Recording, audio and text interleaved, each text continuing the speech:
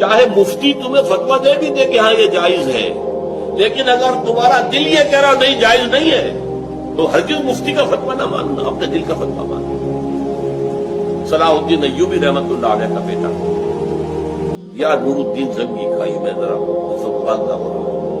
شدید بیمار ہو، سب طبیبوں نے کہا کہ شراب پینی مفید ہے، اسی سے شفا ملتی ہے۔ ان کے سامنے کہا گیا یہ تو حرام ہے۔ حنفی فتوی مفتی کا فتویٰ لا کے رکھ دیا گیا، جان بچانے کے لیے جائز ہے، لیکن ہو سکتا ہے دوسرے جو ہے ان کے نزدیک جائز نہ ہو۔ چاروں فقہ جو تھی حنفی، مالکی، شافعی، حنبلی، سب کے مفتیوں کے فتوے لا کر رکھ دیے، دیکھیے سب کہہ رہے ہیں جائز، چاروں کو بلا لیا۔